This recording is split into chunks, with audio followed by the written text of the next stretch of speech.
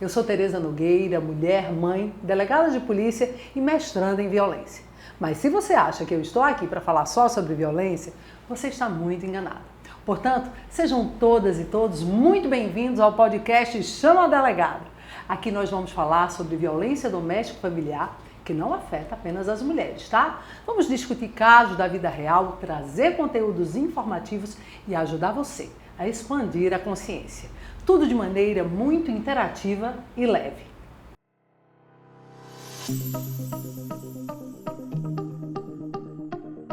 Dalva Cabral, promotora de justiça na titularidade da promotoria do 2º Tribunal do Júri da capital, ex-coordenadora do CAOP Cidadania do MPPE. Já foi coordenadora do NAM, Núcleo de Apoio à Mulher do Ministério Público de Pernambuco, foi presidente do Instituto do Ministério Público e da Associação do Ministério Público de Pernambuco. É especialista em direito processual e também em violência contra a criança e o adolescente. É membro da ABCCRIM e da ABMCJ. É professora, palestrante, escritora, com mais de 11 artigos publicados e ainda por cima, minha gente, psicanalista.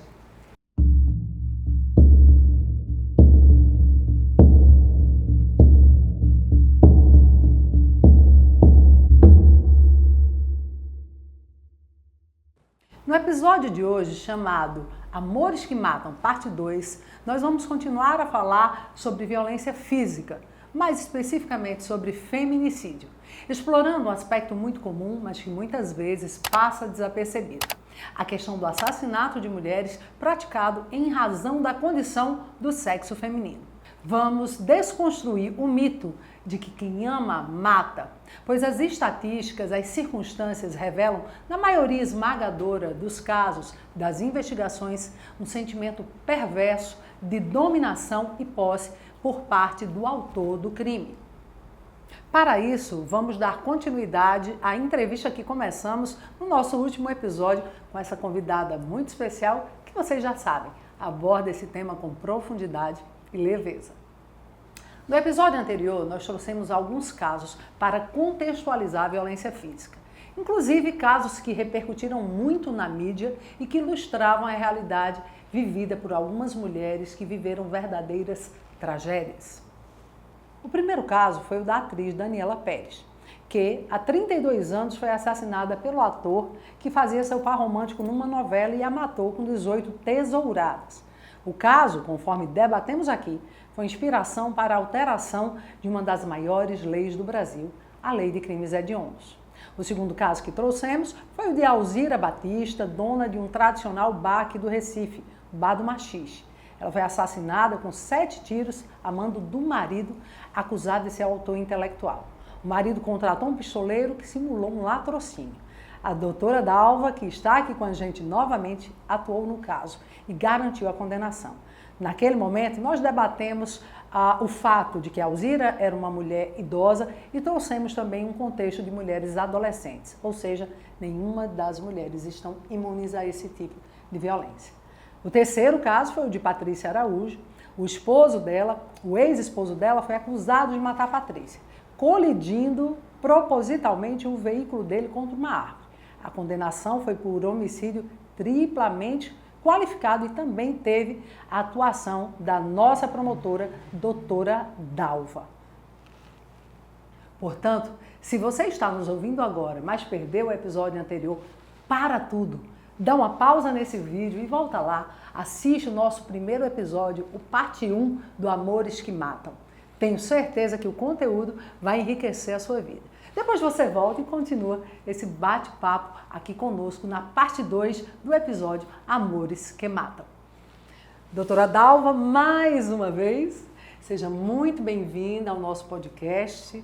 É uma honra para a gente ter uma promotora de justiça tão porreta, trazendo esse conteúdo tão vasto, incrementando essa nossa discussão, esse nosso debate sobre violência física, sobre feminicídio.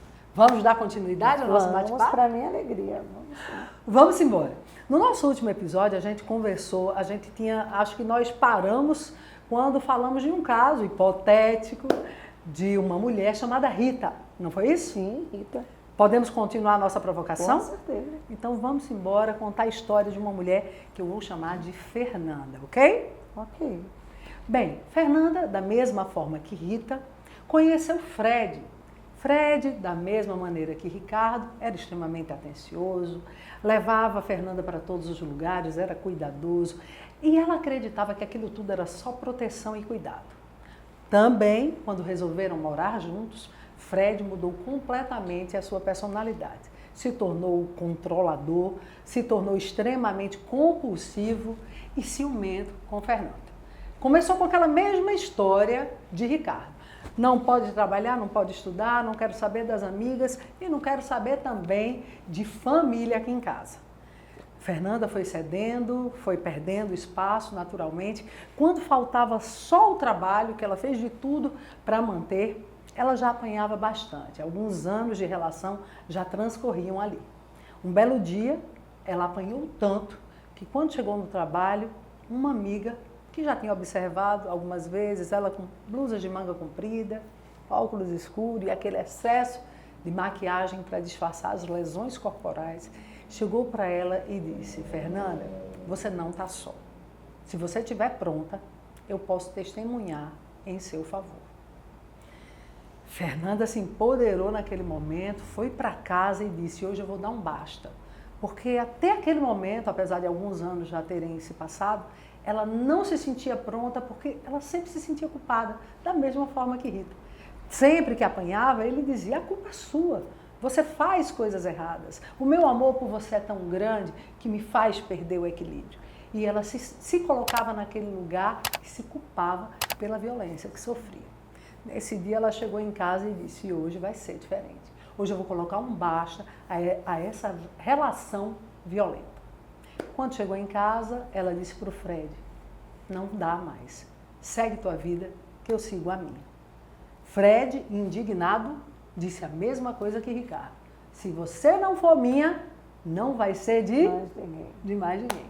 Pegou uma faca, houve luta corporal, os objetos da casa foram jogados ao chão, mas felizmente Fernanda conseguiu se trancar no banheiro, gritou avidamente e um vizinho pediu socorro e ligou para o 190. A polícia militar chegou, todos foram conduzidos a uma delegacia da mulher, ele foi autuado em flagrante. Diante daquela relação tão cíclica de violência, o delegado representou por uma prisão preventiva. O Ministério Público, na audiência de custódia, disse ok, opinou favoravelmente. O juiz converteu aquela prisão em flagrante em prisão preventiva. Sim. Claro que a pergunta que não quer calar sempre para uma promotora é sobre as repercussões, os desdobramentos jurídicos de um caso assim. Mas, para além disso, Fernanda, o que Fernanda podia fazer antes que a situação de Fernanda chegasse a esse momento dela quase perder a vida na mão desse agressor? O que ela podia fazer antes? O Ministério Público, através de algum outro órgão, independente da denúncia, poderia ajudá-la de alguma forma? Veja, a gente primeiro tem que analisar, conforme já falado, inclusive no outro episódio, o perfil dessas relações. A vítima, independentemente de onde ela mora e do nível de instrução que ela vem a ter, da independência financeira ou não, ela não raro está tão envolvida, incerta naquela dependência emocional que ela não se apercebe vítima. Isso. Ela, na verdade, se permite viver os 4 ciclos da violência, né? Da briga, do perdão, daquele amor que vem depois. Não tarda, a violência vai sendo incrementada e, por fim, ela percebe: ou eu permaneço e morro, ou eu saio. Normalmente, nesse momento em que ela dá um fim, já há marcas nessa mulher muito profundas. Ela vai precisar de ajuda. Eu diria, não é nem durante, porque se ela tem força durante para sair do ciclo da violência, você pode olhar que ela não vai ter, talvez nem rede de apoio, nem política pública. Ela vai ter uma família acolhedora. Pensemos nessa mulher, não estou fazendo qualquer alusão valorativa à religião. Mas a gente sabe que se forem pais mais conservadores, dirão, minha filha, casamento é assim mesmo, tem que aguentar, não é um mar de rosas não. Eu mesma aguento horrores com seu pai. Dalva, eu já tive situações, vivi situações dentro da delegacia que a mãe da vítima chegou para prestar esclarecimentos, né, testemunhar, em tese ali, em favor da filha. E ela disse, se eu aguentei o pai dela, por que ela não vai aguentar? Olha aí. É assim, então se forem, sob o ponto de vista, porque eu vejo mais isso, eu estou falando do que eu vejo, evangélicos. Então, assim, o divórcio é a última da última cartada. Então, minha filha, você vai ser uma mulher separada, como é que ficam seus filhos? Outros fatores também vêm com força. O marido trabalha, a mulher não trabalha. Então, a gente vai ter aí a questão, eu vou viver como? Quem vai me acolher? Pega essa família conservadora e diz, volte para sua casa, viu? Você tem marido, aqui não dá. Filhos, eu vou ficar para quem ainda mais, a depender da idade desses filhos. Quer dizer, mãe, você não tem direito de acabar com a vida da gente. A gente agora vai morar onde? Porque o apartamento é assim, a casa é aqui, vai para lá. Então, tudo isso pesa muito para a decisão de uma mulher. Ela poderia evitar chegar nesse estágio? Poderia. A gente não sabe a margem de custo para cada mulher de aguentar essa pressão que é real. Então, talvez ela tivesse colocado um basta antes, se antes ela tivesse se apercebido vítima de violência, porque talvez ela nem se apercebesse. Tranquilo, às vezes os filhos, eu já me emocionei um dia, porque eu quis ir para uma vara de violência contra a mulher e fiquei acumulando alternadamente junto com o júri, mas assim, eu disse, eu quero ver como é que começa para eu compreender como é que acaba. Por que acaba sem ter o intervalo da interrupção, da suspensão, da saída? E o que eu pude ver do afastamento? O que eu pude ver ali? E eu acho importante compartilhar. A mulher, não raro, não tem consciência do que ela exatamente esteja vivendo. Ela sente as pressões. Que é o dever da mulher viver aquele papel. E que, assim, casamento tem disso. Tem disso. Por que como eu não teria se eu vejo tanta gente pior do que eu? Então ela nunca nivela. Minha mãe passou por isso. Ela nunca nivela no modelo ideal do respeito. Do respeito. Ela coloca, não, mas fulano de tal é um homem estudado, meu marido é mais rústico, é mais tosco, e sai encontrando as brechas para justificar o injustificável. Então, essas mulheres, um dia que me chamou muita atenção, uma médica, muito empoderada sob o ponto de vista profissional, com uma parte, um parceiro que não dava sinais de que não queria mais, que queria aventura, ela queria algo mais sério. E aí começa o dispositivo a apitar um som que a princípio eu achei que era o meu celular, que era uma das primeiras audiências ali. E aí a juíza perguntou, você está com o dispositivo? Ela disse, estou. Aí ela disse, pronto, então fique tranquila, porque como ele está numa distância menor do que o proibitivo pela medida protetiva, disparou, mas ele vai ficar lá fora enquanto você depõe. E aí essa mulher disse, para minha surpresa, doutora, mas eu queria que tirasse a tornozeleira dele e eu não quero mais andar com dispositivo, não.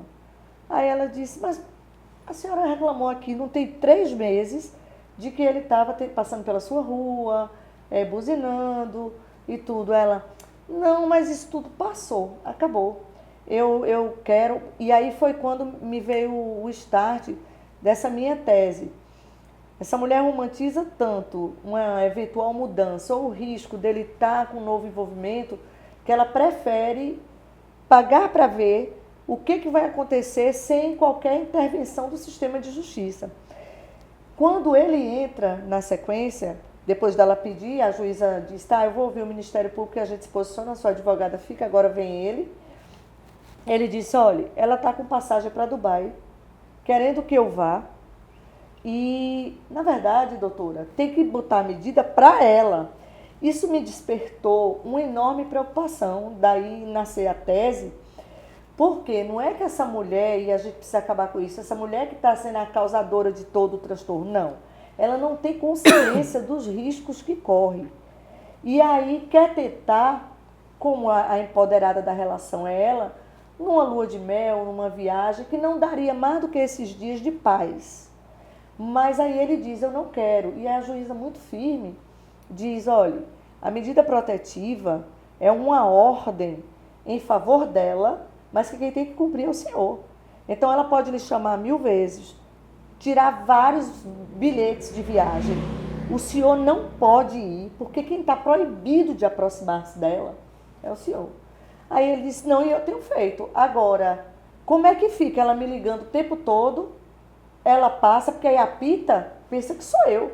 Aí ela disse, então permaneça na sua casa e nós vamos atentar para isso. Até ficou consignado que se fosse na casa dele, obviamente, não seria ele que estaria indo ao encontro. E vai apitar. Se for na casa dele, quem está dando causa ao descumprimento é ela própria. É. Numa outra via, uma mesma mulher mais simples, o dispositivo tocou, eu já acostumada com barulho, ela entra em pânico.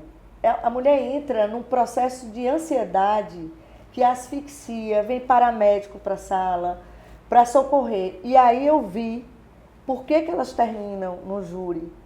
Porque, ou por medo, você não é minha, não será de mais ninguém, ou então, se você não mudar de ideia, eu vou lhe mostrar. Eu prefiro você morta a vê-la com uma outra vida. Você vai pagar, aguarde. Então, assim, essas ameaças, que não são apenas ilusões, elas também se concretizam nas atitudes grosseiras e no próprio conhecimento do potencial do parceiro. Sim. Essa mulher entrou nesse processo de desespero que nem se ouviu o rapaz no mesmo dia. Mas aí eu pensei, aqui tem juiz, promotor, advogado, policial, escrivão e ela desmaia. Você todo imagina no mercadinho, na escola, sim, na farmácia. O pânico que seria geral. O pânico que seria se daquele tamanho foi numa sala protegida. Então, são esses aspectos que todos os dias, para mim, merecem pauta. Como está essa mulher na relação? Envolvida a tal ponto de não se encontrar mais, de não se reconhecer, ou como é o perfil do homem? É pouco. Eles geralmente são altamente corteses. Esses homens, se tiverem esses tantos desvios que não estão na insanidade, estão nesse limbo da esquizofrenia, da bipolaridade, da psicopatia, eles são verdadeiros mentores. Sim. Das mais ardentes. Gozam de uma excelente reputação na sociedade. Na sociedade, ao ponto de alguém dizer para a mulher, você vai largar um marido desse? Um pai maravilhoso, um marido perfeito, um trabalhador. Quantas vezes a gente escuta, mas ele é um trabalhador. Doutor. Isso, porque a imagem dele, diferente da nossa que está no improviso, é projetada, é pré-meditada. Então ele mede cada postura. Meu amor, essa mulher começa a enlouquecer aí, porque ele está sem falar com ela na greve de silêncio 48 horas, mas se passar um conhecido, ele faz, meu amor, você quer que eu pegue um sorvete? Ela começa num processo, meu Deus, será que eu estou escutando ele? Ele está fazendo as pazes comigo, olha que homem bom. Quando na verdade ele está encenando. Encenando. E isso serve para que a gente perceba que essa rede de apoio, e aí eu vou entrar na do Ministério Público, ela não é só importante, ela é imprescindível para esclarecer mulheres. Então a gente tem um exemplo, o Núcleo de Apoio à Mulher, ele funciona já há algum tempo, ele trabalha muitas campanhas de conscientização, ele trabalha a difusão da Lei Maria da Penha e chega muito próximo da prevenção, como é que se evita com cartilhas, os sinais e tal. Só que a violência, ela tem crescido vertiginosamente. Então, assim, você fala do homem que dá o soco, mas o homem agora bota o carro na árvore. Tudo isso precisa ser objeto de pautas diárias. Ele antes atirava, ele agora tem fogo nela na cama. Isso. E não precisa da briga. Só está de saco cheio. vou acabar com tudo isso. A mulher pensa que ele vai acabar com o relacionamento. Ele acaba com ela. Então, o NAM hoje acolhe essas mulheres preventivamente. Um núcleo de apoio às vítimas, o NAVE, que é a grande novidade do Ministério Público, pega essas vítimas no curso do processo, tenta engajá-las no Provita, se for o caso, para que elas possam se sentir seguras, para garantir a instrução desse processo ou para garantir que não sejam ameaçadas nem vítimas da concretização de algo que tenha sido tentado. Por exemplo, ainda assim, essas mulheres pouco sabem desses espaços. O canal próprio da ouvidoria dá aso a essa denúncia. E a gente sabe as campanhas que estão aí, várias e muitas. A rede de proteção, inclusive dos municípios, através dos centros de referência, né? Pouquíssimas mulheres sabem da existência deles. Alguns estabelecimentos comerciais criaram símbolos, ícones, links, que elas podem botar ali o pedido de ajuda, sinais no trânsito. Sim. Mas o que a gente, e é essa mensagem que eu quero colocar, se a gente não conscientiza a mulher para dar a ela segurança de que o sistema funciona, ela não arrisca. Não arrisca. Não adianta a gente estender a mão, mandar botar o X, porque ela faz, e depois disso, para onde eu volto? Né? E a medida protetiva? Tem algum policial que vai ficar comigo? Sim, às vezes elas perguntam, e a medida protetiva não serve de nada, doutora?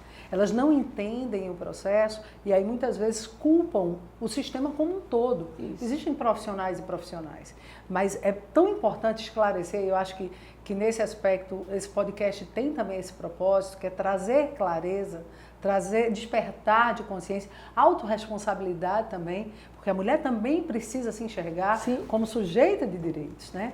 Quando a gente não se enxerga como sujeito de direitos, a gente acha que o direito é só do outro. Então a gente não se identifica como mulher vítima de violência e pior, acha que só o outro tem direito. Sim. E analisando ainda nesse momento em que a violência efervesce logo após, quantas mulheres sabem, e isso é algo que me inquieta muito, que ela tem direito a ir com um policial ou com a autoridade policial até a casa e a lei diz, né, para buscar os seus pertences e tudo. Eu acho que já passa do tempo de se analisar qual estrutura deve ser mexida para não revitimizar essa mulher. Se ela é espancada e essa casa é de aluguel, quem tem que sair é ele. Não é ela que tem que tirar os pertences.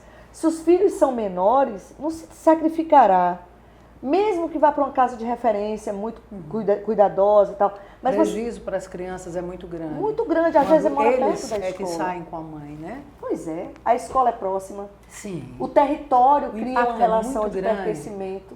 Justamente, a perda do sentimento de pertencimento, o quebramento dos laços, tanto sociais como familiares, porque muitas vezes aquela família está toda ali naquele mesmo bairro, né? A exposição, né? Saiu por quê?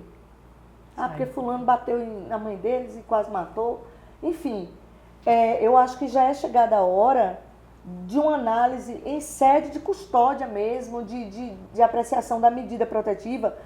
Fique distante dela e abrigue. Dos aspectos legais, né, doutora? Acho que socialmente a gente já avançou tanto. Sim. Também acho. Concordo com a doutora quando você diz que em sede de audiência de custódia, outros aspectos precisam ser considerados para além da lei.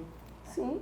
Porque aí você deixa o rapaz no conforto do lar, ela sai com pertences poucos, porque ela vai ali tirar rapidamente.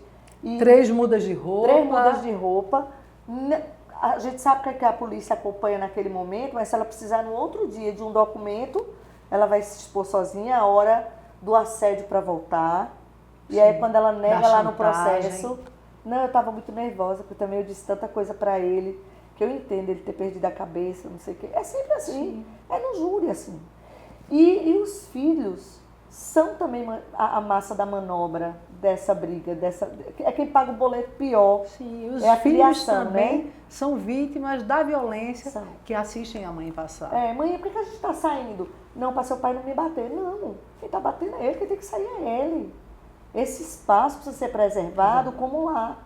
Não é vamos buscar outro lar porque ele vai ficar. E eu tenho visto isso, repito, não é em casas puxadinhos da casa do agressor, não. É em casa alugada. Então, vamos lá reverter na pensão que ele tem que dar para os meninos, vamos estimular essa mulher ao trabalho, se for o caso, a creche, se precisar para isso, mas assim, mudar a vida dela de novo. Quer dizer, ela sai apanhada, ela sai separada, porque a gente presume que numa relação abusiva não se queira voltar. Muitas vezes se afasta do trabalho, porque não pode continuar não pode no mesmo trabalho exatamente, que tinha. Ele sabe onde é, continua. Os filhos saem da escola, deixam a rede de amigos, a família, a rede de proteção, em termos de família, o impacto é muito grande. O olhar tem que ser maior. Acho que sistêmico, né? E sistêmico. Maior do que no fato, a mulher foi vítima do 129, parágrafo 9º, não, vamos botar a medida de proteção. Não, prisão não, bota só comparecimento mensal, tal. Certo, é quando, como uma cabeleireira mineira há muito tempo, quando morre, como é que ficou? Não, na verdade ele era primário, a gente não via a necessidade. Eu acho que a violência, ela abre um leque grande de instintos e temperamentos que podem não se conter reversivelmente um dia. E como os processos, muitas vezes, os processos judiciais criminais se alongam muito, parece que eles sofrem de um mal que é o esquecimento, né? Isso. Então, não, mas é porque a gente já não viu necessidade, né? Depois de 6 meses, depois de 1 ano, depois de 5, como a doutora falou aqui, quantos júris depois de 5 anos do fato? Pois é.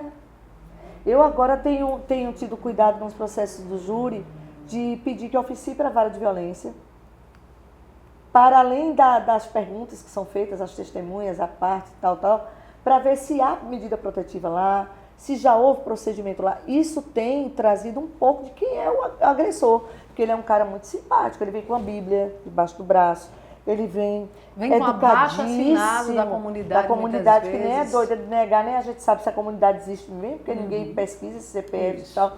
E ali ele faz, eu errei, mas eu nunca quis tocar nela, ela é o amor da minha vida. E aí o jurado, coitado desse homem, já perdeu a mulher, está aqui destruído, seus filhos, eu só queria o direito dos meus filhos de volta. E aí quando a gente vai olhar, tinha uma medida protetiva, ele infringiu, já houve um soco antes, já houve um empurrão. Isso tem definido positivamente o perfil do agressor.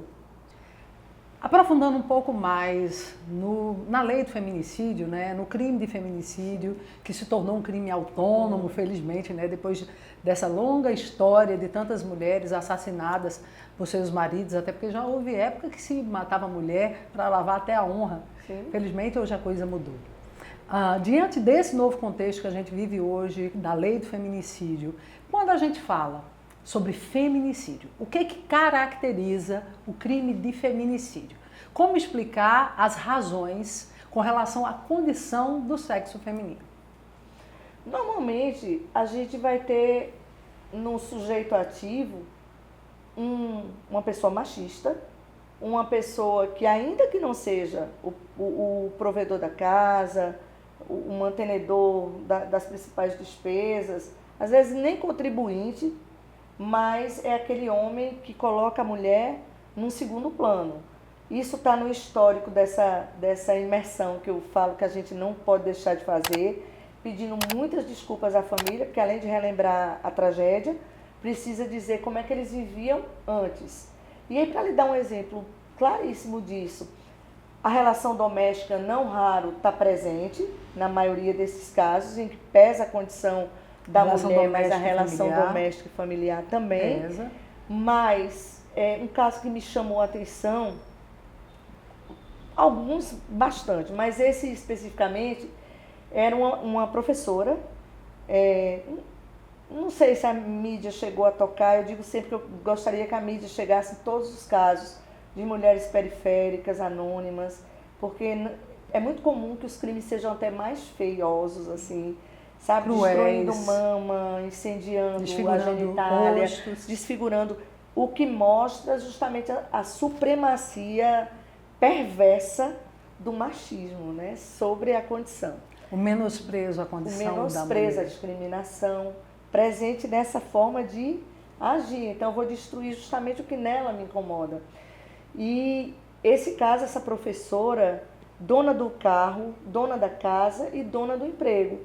E 11 anos de relacionamento, porque a gente também precisa desmistificar isso, que isso acontece muito, tem acontecido nas escolas com namoros recentes entre adolescentes que pega o braço, aperta, manda descer a saia. Mas 11 anos de relacionamento e vão a João Alfredo num batizado, ele dirigindo o carro dela com um amigo, que seria o amigo da vez porque não ia beber, e ela em algum momento diz, espera um pouquinho, amor, que eu vou cantar só o parabéns, a gente precisa cantar o parabéns. Partiu o bolo, que ele é nosso afilhado. Aí ele disse, eu estou mandando vir agora. Aí ela, só 10 minutos, se não cantar a gente vai. Quando cantou o parabéns, ela, onde está ele? Já tinha ido faz tempo. Só que dentro do carro estava a bolsa dela, com o celular, documento, identidade, dinheiro e a chave da casa. Então, ele leva tudo o que, se a gente for colocar na balança, se fosse de um homem, ele não levaria. Ele não levaria o carro de uma pessoa na mesma compleição física, do mesmo sexo, e sobretudo levando a carteira e a chave da casa desse homem. Porque a gente sabe que ia ter vias de fato no mínimo. No mínimo. No mínimo. E aí ela pede, que no interior tem muito lotação, aqueles carros de lotação, vem num deles para cá, pede para uma vizinha para pagar, verifica pela grade que a roupa ele começa a tirar no terracinho, e ele de fato estava no outro relacionamento. Quando ele vem, ela na calçada já 1h30, fez assim, mas rapaz, esse depoimento é constatado por 2 vizinhos de correr de quarto. Mas rapaz, tu me deixasse lá sem dinheiro, sem carteira, sem meu carro, sem nada, eu precisei pedir aqui a vizinha para pagar. Cala a boca, que eu não estou mais aguentando ouvir a sua voz. Ela entra, diz, amanhã a gente vai ter uma conversa. Ele simplesmente sai, volta com 2 garrafas PETs com um líquido amarelo, que era o combustível. Nossa. As pessoas perguntaram, uma pessoa disse, para que isso? Para moto? Ele é. Que ele tinha uma moto. Ela já estava de pijama, deitada. Quando ele chega lá, joga friamente o combustível. Teve uma leve queimadura no pulso e do tornozelo tentando sair. Ainda se preocupou em travar no cadeado por fora. No dia do júri disse, doutora, ela era muito ciumenta. Ela foi até a fogo na roupa que eu tirei e se queimou. Eu digo, como é que ela conseguiu? O senhor coloca aí um acidente, mas como é que ela, acidentada, que quis o socorro, ficou gritando ainda, teria se fechado com cadeado fogo. Por fora. Isso mesmo. E aí foi o grande gol que ficou incompatível com a versão que ele apresentou. Mas essa mulher não morreu de pronto. Ainda depois, a polícia conseguiu o depoimento dela no restauração. Sofreu bastante com as queimaduras. 92% do corpo queimado. Então, a gente chora quando escuta a irmã e o vizinho dizerem e faziam, tenha calma. Aí caiu o cabelo. Aí dizia, fulana, vai dar certo, a pele. Nada na mulher ficava. Era um ser estranho nas fotos. No segundo dia, o prontuário, o médico diz, ela começa a reagir, já abriu o olho, já tenta se expressar, ainda que sem êxito, pois ele, naquela falácia do flagrante de 24 horas, não foi buscar ajuda para queimadura sutil do tornozelo e do pulso, mas ele vai à restauração atrás dela, roda todo o hospital, quando olha para ela faz um sinal de que vai terminar. Ela começa a tentar gritar tanto que sufoca. E foi o laudo asfixia por choque físico-químico decorrente de baixa imunidade por 92% do corpo queimado. Nossa, aquilo me chocou porque precisou entubar e na madrugada ela morreu. Mas ele foi lá para mostrar, ó, só para garantir que terminaria, senão ali ela não saía. Isso. Nossa, doutora, essa história foi uma grande tragédia, muito trágica e muito dolorosa, e nos faz refletir sobre muitas questões. Dalva, e aí pensando, refletindo em cima do que você mesma trouxe para a gente, pensando em prevenção. Nesse caso aí, como prevenir um caso como esse, quando nem ela imaginava que esse homem pudesse agir dessa maneira, mas pensando em prevenção, não de um caso como esse, mas prevenção dos feminicídios que abastecem as delegacias, que abastecem o tribunal do júri. Do ponto de vista da prevenção, o que a gente está fazendo no Brasil, na sua opinião, é suficiente? Aqui no nosso país, principalmente levando-se em consideração essas vítimas de ameaças de morte, essas ameaças de morte reiterada, né? Que ameaça hoje, ameaça amanhã, ameaça, e ela vive esse pânico que a própria doutora trouxe para a gente, de achar que mais cedo ou mais tarde vai perder a própria vida. Não consegue viver sentindo que este homem um dia vai tirar dela a própria vida. O nosso país está preparado para essa rede de proteção? Essas mulheres se sentem de fato protegidas? Olha, a Lei Maria da Penha, ela é tida como uma das 5 melhores leis do mundo. Então, assim, tem o seu valor, acho que ela é marco de um tempo novo, em que se escutou, quem de nós nunca ouviu dizer, é melhor matar uma mulher antes do feminicídio. É melhor matar do que bater. Então, o que eu acho? Se você pergunta, as medidas, as políticas públicas são suficientes? Eu diria, são eficazes. A Lei Maria da Penha, ela está no rol das 5 leis melhor formuladas, não sei se ainda dentro das 5, mas também não está menos do que dentro das 10, de tão pensada. A medida protetiva, ela é um marco inegável de segurança para a mulher. A gente não pode arredar, o seguinte, a justiça, a rede de apoio, ela precisa ser muito rápida, muito célere nos protocolos. O que eu sinto falta, verdadeiramente, primeiro, a mulher é vítima da violência se ela não tiver um aparato naquele momento imediato. O inicial. É muito importante. Ela fica no hospital acompanhada do agressor, arrumando um motivo para a violência ali. Sim. Se não tivesse aparato, em menos de 24 horas, ela volta, então, na maioria das vezes. A rede de apoio, ela existe, mas ela me parece insuficiente para o quantitativo de violência.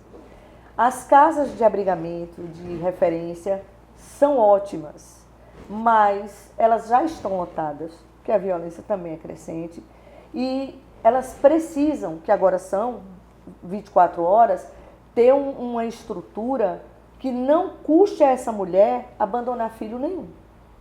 Ficar ali, porque uma mãe sem seus filhos, sobretudo menores, é uma mãe pela metade. Sim. Ela vai preferir pagar a violência do que ficar afastada. Com os filhos menores ela consegue levar para o abrigamento. Isso. Mas muitas vezes os filhos não querem ir. Não querem ir. E aí na hora da entrevista lá em sede de delegacia com o serviço, os filhos já dizem que não querem ir, então aquela mulher já muda de versão. Ela muda de versão. Sem os filhos, isso é natural. Natural. E digo mais, não é nem o dinheiro não. Essa mulher, porque a mulher ela é mais romântica, ela é mais afetuosa, ela não está nem pensando se vai precisar ir para puxadinho da mãe, pedir para uma amiga. Ela está pensando, e meus filhos, como é que ficam? Se simbolizarem ou sinalizarem, ficarem do lado do pai, por algum motivo, até o conforto, que é um motivo pífio, ela prefere arriscar o algo mais, que é a segurança. E ela se desespera, né? Se desespera. Quando eles dizem que tem a mínima chance de ficar com o agressor. E o que eu penso ainda em rede de apoio, quando eu falo sobre isso, é tratar a mulher psicologicamente. Para mim isso é fundamental. Os relacionamentos, eles estão acometidos de uma liquidez tamanha, sim, que você não junta quando perde conteúdo, não integraliza mais. Então, assim, é um desrespeito que sucede, né, outro, e troca de parceiro, deixa uma na espera, e aquela sensação também numa velocidade imensa e talvez numa compreensão inversa. A mulher pode tudo. Não deu certo, vai. Então, assim, as mulheres, elas também acham que se reabilitam muito rápido se largarem aquilo ali e trocam de parceiro. Então, nem sempre aquele que ficou, que foi deixado, está pronto para aquele rompimento. E aí eu não estou, obviamente, incentivando que ela permaneça, não. Mas eu estou falando do novo relacionamento emendado. Sem luto. Sim. O luto é importante, Do ponto de vista psicológico, totalmente, né? Até para que ela supere o capítulo dessa história. E para que ela entenda o processo, o que deu certo, o que deu errado, para fazer melhor de uma próxima vez, né? Isso é autorresponsabilidade. E aí o que eu vejo? E vi muito mais isso no estágio da psicanálise. Relacionamentos emendados, o novo não corresponde, aí fica no vai e volta pro ex. Com o velho. O ex já não tem mais só ela, já está no ida e volta com outras. Usado também, muitas Pronto. vezes. E aí vem o desrespeito, o ciúme, a cobrança. As agressões. Porque a exclusividade foi rompida dos dois lados, a lealdade, a fidelidade. Entendamos em qualquer um desses vieses. Então, essa conjuntura dessas mulheres não terem atendimento para onde é que eu estou agora, esse novo lugar. Agora eu permaneço mãe, porque essa é a ideia da mulher e do pai, eu permaneço pai, eu agora tenho uma ex-mulher, mas eu não tenho ex-filho. Uhum. Eu também tenho um ex-marido, mas não tenho ex-filho. Nada disso é trabalhado nelas. Então, de repente, elas dormem em casa, acordam na rua, não raro na audiência de custódia, que como vítimas nem estão indo, mas no hospital, numa UPA, para justificar aquela lesão. Comparecer, não comparecem para fazer a perícia complementar. Sim. Todas essas lesões são leves. A mulher está com 18 pontos na cabeça, estou eu lutando para mostrar que há uma deformidade ali permanente. Uhum. Mas ela não vai. Não. Porque ela faz, eu deixei para lá, não queria mais mexer nisso não, depois ia dar problema com ele e tal. E outras vezes ela vai com ele para o júri. E a pressa para virar a página não é acompanhada pelo movimento do processo. O processo é lento, mas a pressa da vítima para virar aquela página é grande. É urgente, né? É urgente. E aí quando ela chega de mãozinha dada com ele, metade do meu trabalho está sacrificado no primeiro olhar. Até que ela própria entrega e se culpa do feito. Isso aconteceu mesmo, eu disse isso. Mas é porque eu estava com raiva dele, eu queria me vingar porque ele estava com outra. É uma recontagem positiva para o agressor. Então, assim, o que muda isso? A terapia. O que muda isso? É acudir essa mulher, se ela precisar com remédios, que às vezes ela está com síndrome do pânico, com depressão. Sim. Ela está vulnerabilizada. O fato é que a violência vulnerabiliza todo mundo. A violência das ruas vulnerabiliza a pessoa em situação de rua, a violência da droga também. Agora a audiência, eu fiz custódia, acho que em dezembro agora, no finalzinho, dia 28. Eu disse, eram 4 casos de Maria da Penha, de violência contra a mulher. Pedi preventivo e 3 foram decretados. Num outro caso, que eram irmãos, e a gente via um viés de herança grande, quem fica na casa, sabe? E essa mãezinha é cuidada por ela. Então, é essa para que ele entenda. O senhor dispensa algum cuidado da sua mãe? Nenhum. Então, ela vai ficar porque ela é a cuidadora da mãe, que é uma pessoa idosa, dependente. Mas, veja, o senhor não vai mais porque o senhor bebe. Aí ele disse, eu quero me tratar. Onde eu procuro? Então, assim, botar no presídio essa pessoa, que talvez nem esteja errada na briga pela herança, não. Agora, vai comparecer mensalmente e vai apresentar, se voluntariamente quiser, que está frequentando o AA, porque a gente está resgatando uma pessoa. Não é só o punir também, é o resgate, né? Mas tudo isso está dentro da Lei Maria da Penha, que é uma relação doméstica e familiar, mas assim, entre irmãos, quem fica na casa? E aí tem que ter esse olhar, porque ele me bateu, mas já é a 3ª vez. Eu já busquei medida de proteção. O senhor mora onde? Moro com minha mãe. A casa em tese é dos dois. Até que ela seja viva, ela escolha quem fica. E aí a gente escolheu por ela que não fala, quem cuida. Depois a briga vai vir pior em dobro.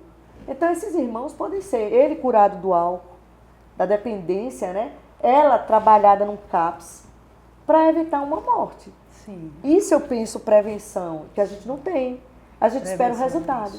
E a prevenção passa, para além disso, passa também pelo sistema, por tudo isso que a gente vê hoje na delegacia, por exemplo, com relação à subnotificação. Nós temos uma subnotificação muito grande de violência doméstica e familiar contra a mulher. E a prevenção pode atuar frente a essa subnotificação, para de alguma forma, através de trabalhos preventivos, Sim. trazer consciência, trazer clareza para que essa mulher se aperceba enquanto vítima de violência e vá lá e registre uma ocorrência, ou que nem vá à delegacia da mulher, mas procure uma rede de proteção, procure um Ministério Público, procure o centro de referência, comece a fazer esse trabalho de apoio psicológico que os centros de referência têm, assistência social, Sim. assistência psicológica e jurídica, né? Pensando nesse adoecimento, você terminou trazendo também aquele tema que você já tinha trazido antes, que é o olhar sistêmico sobre os processos judiciais. Eu diria até que esse olhar sistêmico também deveria permear os trabalhos na delegacia, que a porta de entrada é quando o conflito está quente, os ânimos estão acirrados. Por que não esse olhar sistêmico em sede de delegacia? Né? Então, para além do processo, que já está ali numa segunda fase do processo penal, ali no início do inquérito policial, por que não esse olhar sistêmico que traga uma perspectiva diferente para essas pessoas em contenda, não é? Claro, e eu lhe digo, na delegacia, a autoridade policial é aqui, se tivesse olhar, e ainda que ela não tenha, é a pessoa apta a pegar a melhor prova para o processo todinho, por conta do fato recente, da dor, do desfalque, do luto. A ferida ainda está aberta, inflamada, as lembranças, não houve chantagem ainda, ameaça ainda. Então, essa tentativa de viabilizar, que não passou felizmente, mas ainda há uma luta grande, no que o pacote anticrime trouxe, tá? Vamos tirar o inquérito do processo, tem uma razão de ser. O processo, ele traz tudo exatamente, o inquérito, aliás, traz tudo exatamente como é deposto, como é apresentado. As pessoas estão com a roupa no corpo, com o sangue não raro ali sujando, manchando. É aquela hora da verdade. Aí vamos tirar isso porque não tem contraditório. Eu acho que até se poderia colocar um contraditório e criar uma tese para o acusado, mas jamais inviabilizar essa porta de entrada, esse primeiro acesso. É onde as verdades não se maquiam pela falta do instrumento. Não dá tempo. Não dá tempo. Perfeito, doutora Dalva. E aí, refletindo agora, a gente já tem que caminhar para o fim, porque senão a gente vai para uma parte 3, né? Vamos pensar na série para o futuro. Para o futuro, vamos pensar na série para o futuro. Pensando um pouco sobre tudo que foi dito aqui, essa riqueza que a doutora traz em termos não apenas legais, mas em termos do sentimento, do olhar diferente para as partes, para o litígio, né? Sem tomar parte, mas olhando para as pessoas envolvidas com imparcialidade. É tão importante quando a gente desenvolve essa habilidade de olhar com imparcialidade e enxergar para além das aparências, enxergar o que tem por dentro, né? E não aquela verdade que está mascarada, rotulada, né? Rotulada, ou que eu de alguma forma tento simular para tentar te convencer de algo. Quando o profissional da lei tem esse olhar de enxergar além das aparências, ele termina enxergando a solução melhor para o processo. E aí, naturalmente, esse episódio foi um episódio que a gente desenhou com muito carinho. A frase é muito impactante, né? Amores que matam. É uma pergunta. Amores que matam. E aí para a gente fechar, eu preciso fechar com uma pergunta que não quer calar. Né? Você até ensaiou aí, trouxe um caso, embora todos os outros tenham trazido um conteúdo muito forte de tragédia, às vezes ódio, processo de dominação e de posse.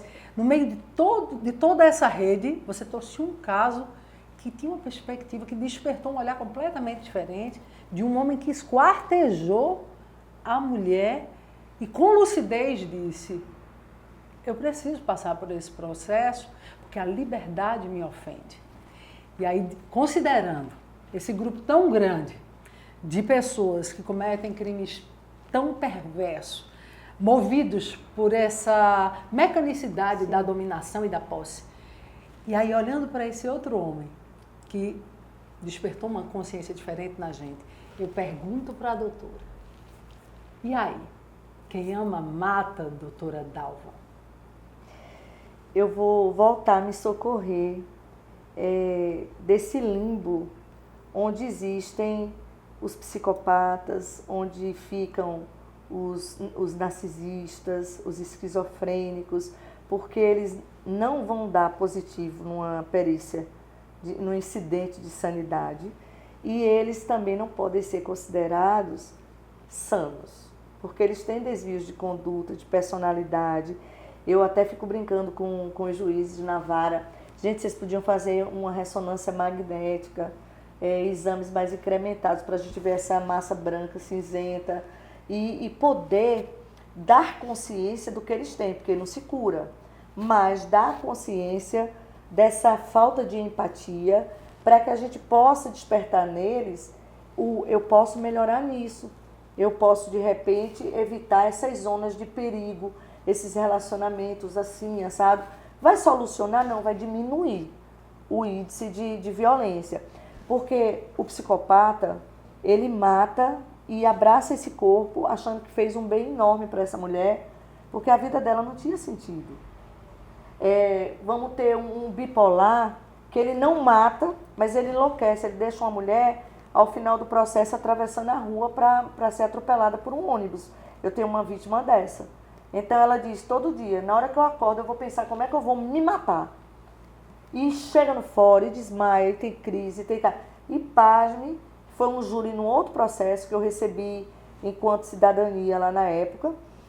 Essa jovem moça, obesa, depois de tudo que passou, ele, réu solto, foi ao banheiro e fugiu. Ele foi condenado, mas ele fugiu. Essa moça não acredita na justiça.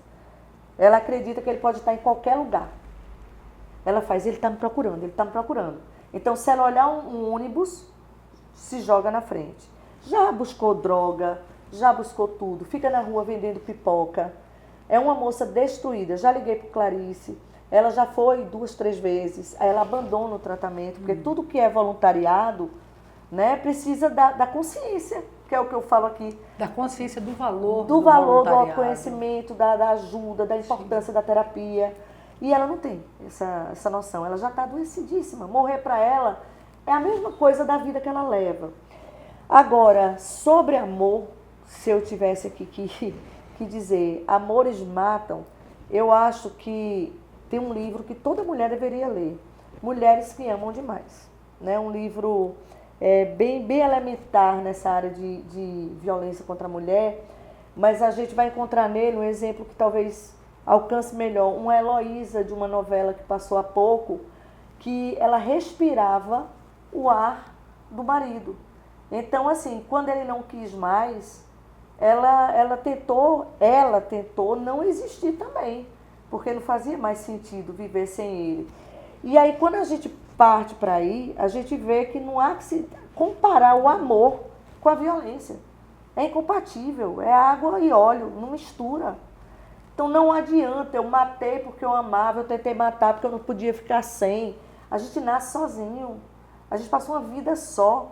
E hoje, mais preocupante, os jovens, adolescentes, tudo, eles namoram meses e fazem daquela pessoa a razão de ser de uma vida inteira. O ideal. Quando esse relacionamento acaba, não tem mais amigos, não tem mais amigas, houve um isolamento, processo voluntário ou consciente ou não. Mas assim, eles estão sós, e sós não sabem prosseguir sem essa metade, né? Essa metade que foi invadindo espaços vazios, que pode ser por falta de mãe, falta de pai, falta de tempo, falta de um monte de coisa, ou sobra. Muito sim, muita permissão, muita coisa, muito iPhone, muito pod, cartão black. Então a gente precisa, cada caso humano é um caso. O que a gente não pode, sobremaneira, é falar em amor no âmbito da violência doméstica. No âmbito da violência doméstica, um dia pode ter sido, mas eu acho que até que pode ter sido paixão, porque o amor, ele edifica, ele é grande, ele é nobre, ele consolida. Eu acho que um exemplo, a passagem bíblica salomônica é uma expressão assim, irrefutável do amor. Né? Eu amo tanto que eu abro mão para que esse ser exista. Então, como é que eu posso gostar tanto que eu quero ter morto, já que não é meu? Então o nome disso é egocentrismo maquiado de amor. Não há amor onde há ódio, onde há angústia, nó na garganta, medo de morrer, a desconfiança de uma faca debaixo do travesseiro, do veneno, da comida que se vai ingerir, um amor que puxa pelo cabelo, isso é carinho, que dá uma mordida que deixa marca. Então, as mulheres precisam compreender que se o amor não faz sorrir e não acelera positivamente o coração, mas acelera de medo, de pânico, de horror, não é amor, é tudo menos amor. Para que a gente desmistifique isso e não vá perdurando em espaços que a gente se encolhe, a gente se atrofia e a gente entra nesse processo de autofagia para estar com o outro, é um boleto impagável. Essa frase que você me disse me lembrou essa frase. Onde não puderes amar, não te demores. Lindíssimo. Eu acho que sua reflexão traz para a gente também a questão do amor próprio. Sim. Não é? Sim. É importantíssimo que a gente se ame primeiro. Quando a gente se ama, a gente reconhece o amor e a doença do outro. A gente reconhece quando o amor não existe mais no outro. A gente reconhece quando a violência entra e, de alguma forma, aquilo não se entrosa com a gente, aquilo não se encaixa mais. E aí você tem mais ânsia, mais fome, mais sede para sair daquele lugar de dor e aquele lugar de violência. Perfeito. Gostei demais de sua definição, Dalva. Bem, depois de 2 episódios, parte 1 e parte 2 de Amores que Matam, pelo amor de Deus, a vontade é de continuar falando mais, mas a gente precisa dar um até breve, não é um baixa não. Um brindezinho, é um até, né? É, um brindezinho. Um até breve. E a gente continua. Um brinde, com certeza.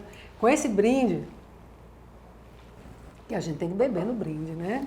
Não é para dar sorte, para ter o próximo. Com certeza, é para ter o próximo. Eu quero dizer, Dalva, que foi um prazer muito grande esse bate-papo com você. Eu tenho certeza que para quem nos ouve, para quem está nos ouvindo nesse momento, fez alguma diferença. Tem uma coisa que eu gosto muito de dizer, é que se a gente pudesse 1 milímetro, menos que uma gota de mudança, num processo de clareza, de autoconhecimento, de autorresponsabilidade. Despertar, né? Um despertar de consciência, de entendimento. Você viveu uma vida de violência, uma situação de violência, mas entender esse processo depois que sair dele, ou entender enquanto ainda está nele para juntar força para sair, é muito importante. Então, um podcast, uma palavra de uma promotora com uma experiência vasta, eu tenho certeza que pode ser esse 1 milímetro que a gente está precisando de semente do bem no mundo. Então, muito obrigada. Obrigada. Eu agradeço o prazer de estar aqui com você. E a gente vai continuar em outras tantas causas aí pelas ruas, né, com tantas mulheres plurais e variadas. E assim, me veio agora você falando, eu gosto muito dessa frase: toda despedida tem dor, mas toda violência insta uma despedida, se não de nós mesmos, do outro. Então, preferível que do outro.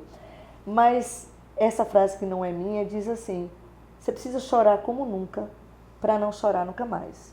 Então, assim, toda ruptura tem choro, tem luto e precisa ter. Precisa ter o luto. Isso é saudável, é salutar para o recomeço. Agora, a consciência de que a permanência é doentia, é o que a gente, se deixar aqui hoje de mensagem, já está valendo. Não é eu estou com, eu estou junto, estou suportando. Essa resignação não é elogiosa. Isso então é essa a mensagem de hoje que você quer deixar para as nossas ouvintes, nossos ouvintes? Se preciso for, chore como nunca para não chorar nunca mais. Bem, depois de tudo que a gente conversou nesse bate-papo, eu me pergunto, faltou algo para ser falado, minha querida amiga promotora Dalva? Gostaria que você olhasse para ali, deixasse uma mensagem, uma reflexão. Fique à vontade. Eu diria, e acho que se essa mensagem couber na vida de alguém, onde houver violência, insta que haja também uma despedida, o fim desse ciclo. A gente nasceu para ser feliz, a gente nasceu para semear. Então, onde se semeia sozinho e nada se colhe, é hora de partir, de ressignificar. E tem uma frase que eu gosto muito, e acho que ela caberá aqui, não tenho certeza, não me vem agora o nome do autor, mas as despedidas precisam ter o luto, isso faz parte, é o luto que permite a nova versão da história, a nova escrita do capítulo. Então, chore como nunca, para não chorar nunca mais. As dores são lugares inavaliáveis por quem está de fora. Cada um tem a sua na proporção. Mas se há dor, enfrente, em razão da sua própria vida, em função da autodefesa, da autotutela da vida. E chore o suficiente para encerrar esse capítulo e poder viver com a liberdade tão inerente ao ser humano, que é buscar ser feliz e não se acomodar em lugares que não lhe caibam. Minha gente, depois de um fechamento desse, eu tenho certeza que todo mundo vai ficar. Para quem não já está lhe seguindo, né, por conta da nossa parte 1 do Amores que Matam, eu tenho certeza que está todo mundo curioso e curiosa para conhecer você nas redes sociais. Então aproveita, divulga as tuas redes sociais para que todo mundo possa conhecer um pouco mais da nossa Dalva Cabral. Antes de divulgar, vou convidar. Quem quiser passar pelos fóruns aí, Tribunais do Júri, tem colegas nos 4, né? Eu sou titular do 2º e estou acumulando o 3º, um no Joana Bezerra, outro no Tomás de Aquino, e lá tem de tudo. Infelizmente, os feminicídios também estão lá. Então, quem quiser passar, para a gente é sempre um prazer poder explicar ali nos bastidores qual é o caso. E para isso eu chamo defesa também para fazê-lo, para não quebrar a paridade. Mas para saber, vai ter júri, não vai? Dalva Cabral Oficial no Instagram. E eu saio respondendo e às vezes tirando dúvidas. Enfim, é um prazer sempre trazer a sociedade para junto da gente, que a nossa razão de existir são vocês.